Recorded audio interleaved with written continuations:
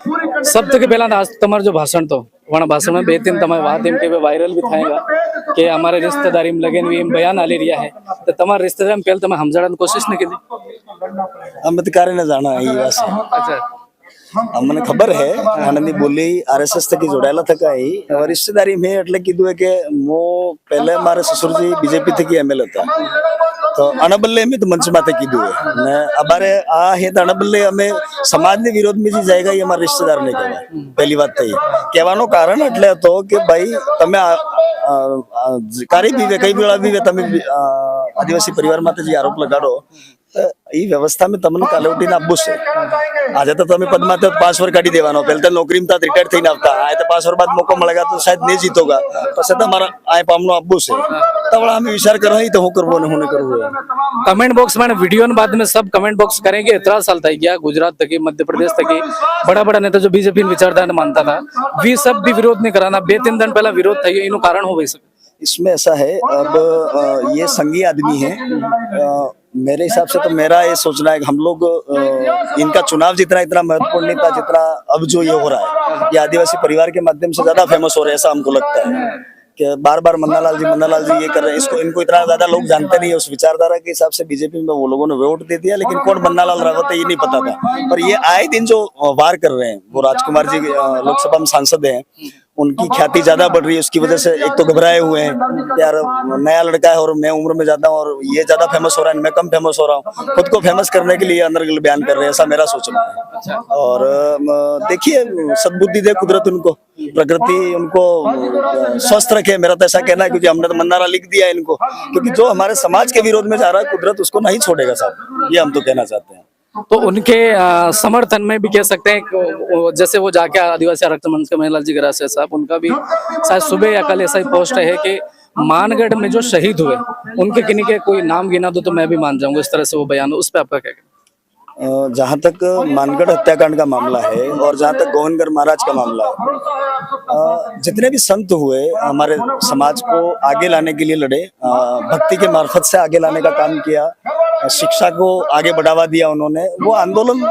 उस तरीके का था उस जमाने में जैसा जैसा जरूरत पड़ा आप आज जो चिंतन शिविर में आकर खड़े ये भी एक तरीके का आंदोलन ही है अपने समाज को सुरक्षित रखने का अपने समाज के हक अधिकार संवैधानिक विचारों को आगे ले जाने का संविधान के बारे में बताने का अपने हक अधिकारों के बारे में बताना उस तरीके का उस जमाने में उन लोगों ने आंदोलन किया अब मन्नालाल जी को पता नहीं क्या समझ में नहीं आ रहा है उन्होंने बिल प्रदेश की जहाँ तक बात करी है या बिल स्टेट की बात है तो वो उस तत्कालीन समय में भी उन संतों का मांग तो क्या था उस समय में आपके ये बॉर्डर नहीं थे तो वो चाहते थे कि एक प्रदेश ऐसा बने जिसमें मात्र और मात्र बिल रहे यहाँ कोई दूसरी जातियां नहीं रहती थी सारे बिल ही रहते थे दूसरी जातियां तो बाद में आकर के रहने लगी या दूसरी जातियां उपजातियों में बटी बिलों से अलग होकर के आप कह सकते हैं जैसे एससी का भाई है ओबीसी का भाई है इस तरीके से कई लोग उपजातियों में बट गए जिनका जैसा जैसा काम वैसे राजे रजवाड़ों में उनको जातियां उपजातियां दी गई थी तो गोविंदगढ़ महाराज का आंदोलन है उसी आंदोलन को हम आगे बढ़ा रहे हैं मावजी महाराज का है संत सुरवाल महाराज का इन लोगों ने अपने समाज के लिए अपने समाज के हक अधिकारों के लिए जो बातें कही हैं उन बातों को शायद मन्नालाल जी अच्छे से पढ़ नहीं पाए हम तो कहना चाहते हैं कि संतों को अगर आगे ला करके आप कुछ कह रहे हैं या वहां जाकर के किसी चीज जैसे गोटियाम्बा में कार्यक्रम हुआ उसका विरोध करने गए ये लोग आप जितना विरोध करोगे आदिवासी परिवार उतना आगे जाएगा और जिसने भी विरोध किया है वो 6 महीने साल भर में निपटा है गोटियाम्बा की आपने जिक्र करी वो कह कि આવ્યા તો અપવિત્ર થઈ ગયું આસપાસનો પાણી લાવીને પવિત્ર કરવું પડેगा ભજન કરવા પડેगा अपवित्र उनके आने की वजह से हुआ होगा मेरे साथ मानता हूँ उन्होंने गलत नहीं किया है वो कह रहे हैं वो भी बरोबर कह रहे हैं कि ये जगह अपवित्र होगी क्योंकि वो वहां चले गए उनके जाने से वो अपवित्र हो गया उन्होंने ही धो दिया हमको धोने की जरूरत नहीं पड़ी यही जवाब है आप बीएपी के राष्ट्रीय सदस्य भी हैं जिला अध्यक्ष भी रहे हैं कई सारे लोगों के चुनाव को लेकर के बात कर रहे हैं कई सारे लोग एक वेट कर रहे हैं कि सलुम्बर में और सलुम्बर में तो एक नाम है बाकी भी चर्चा में लेकिन वहाँ 3 नाम चर्चा में चल रहे हैं उन तीनों में से क्या फाइनलाइज होने वाला उपचुनाव को लेकर के डेट आने दीजिए सब जगह सलुम्बर का भी 3 आदमी कर रखे हैं 84 में भी 3 है उन तीनों में से एक आना ये तय है एक व्यक्ति सलुम्बर में भी नहीं हुआ शायद आपने एनालिसिस किया होगा तो हाँ वो कर वो उसमें चल रहा था हम उसमें प्रोग्राम में ऐसा किसी ने कहा होगा लेकिन दोनों जगह 3 व्यक्ति हैं जैसे ही डेट तारीख आ जाती है उपचुनाव की वैसे हम घोषणा कर देंगे वोटिंग प्रक्रिया हो चुकी है और दोनों जगह हम चुनाव जीतेंगे। लास्ट में एक और सवाल याद आया मुझे, बंसीलाल जी कटारा आपके डूंगरपुर के विधायक प्रत्याशी रहे बीजेपी से, लसाड़िया की घटना और सोलंबर की घटनाओं को लेकर के वो कह रहे हैं कि पूरा बीजेपी की विंग्स उनके साथ में है, और थावरचंद जी को लेकर के वो जो घटना, तो उस पर आपका क्या? बंसीलाल जी का जहाँ तक बात है, वो विधानसभा चुनाव लड़े हुए हैं। मैं तो कभी कभी ऐसा मानता हूँ, ऐसा सोचता हूँ कि भाजपा की सरकार जब जब भी बनी है, जहाँ इनका विधायक जीतता है वहां तो ठीक है, उनका डिजायर चलता है, लेकिन जहाँ नहीं जीतता है वहां पे भी जो प्रत्याशी रहे उनकी डिजायर चलती है और उनको एमएलए माना जाता है। इनकी व्यवस्था के अनुरूप ये लोकतंत्र पे हनन है, लोकतंत्र पे कुठाराघात हो रहा है। एक मतदान की प्रक्रिया से मत देकर के जो जीता हुआ विधायक है, उस विधायक की डिजायर को नहीं चलने देना, और एक लड़ा हुआ हारा हुआ प्रत्याशी बीजेपी का, उसकी डिजायरें चल रही है, तो ये लोकतंत्र में सही नहीं है। और बंसीलाल जी मेरे जूनियर रहे हुए हैं, कॉलेज में मेरे साथी रहे हुए हैं। अब उनका क्या सोचना है, वो तो जैसा संघ कहता है, जैसा पर्ची का मुख्यमंत्री है, वैसा न वैसा सभी साथी इनके बयान करते हैं। मैं तो इनके विरोध में भी कुछ नहीं कहना चाहूंगा।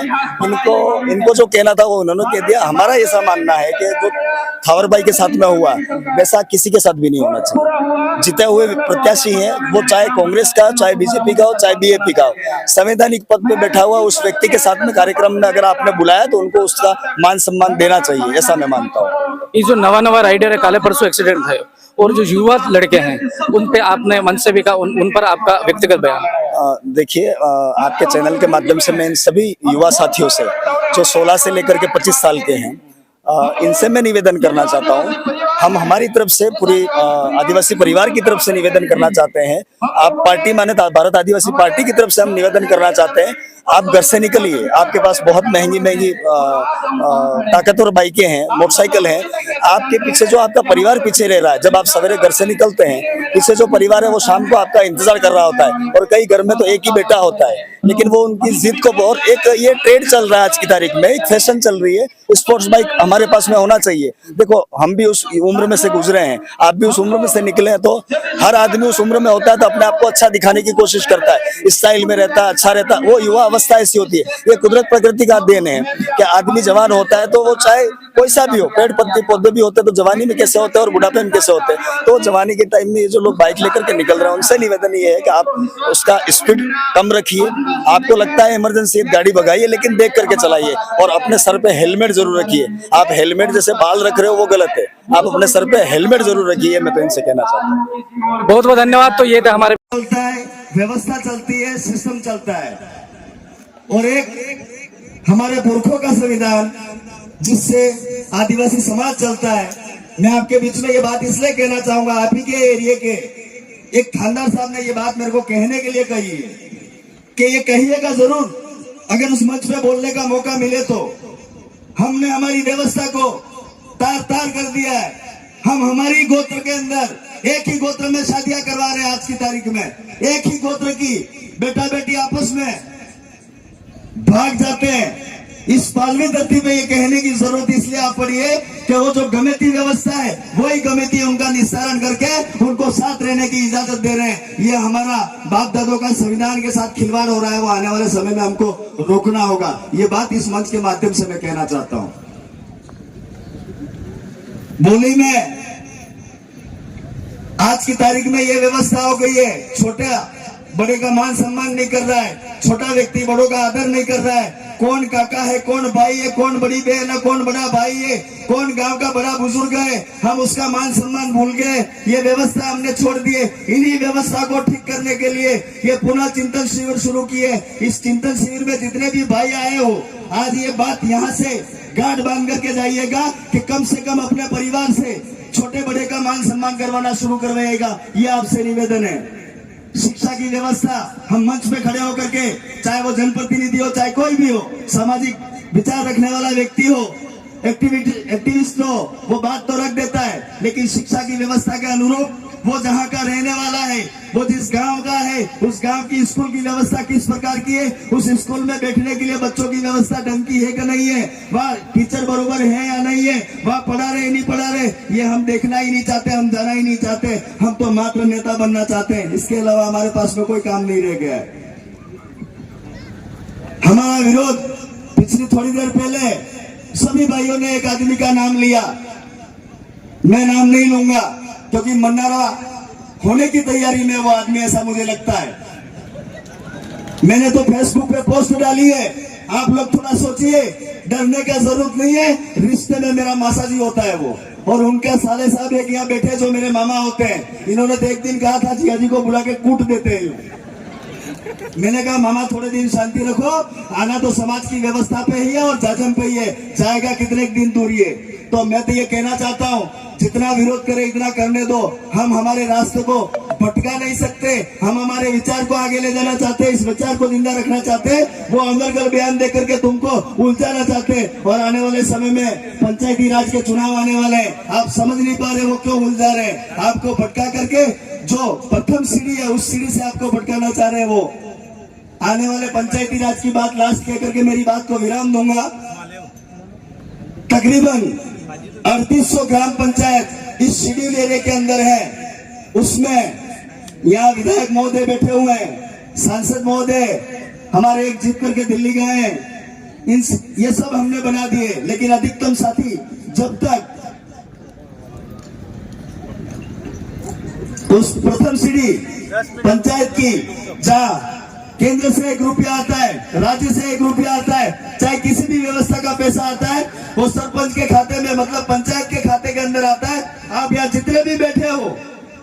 जिस गांव से आए हो, ये प्रण करके जाओ, ये विचार बहुत आगे लेकर के जाना है। आपके विचार का व्यक्ति अगर पंचायत में बैठेगा तो ये विधायक, ये सांसद और ये व्यवस्था आगे चलेगी और बहुत अच्छी मजबूती मिलेगी। मैं आप सबसे निवेदन करना चाहता हूँ, पुनः अपने पुरखों का मान सम्मान करिएगा,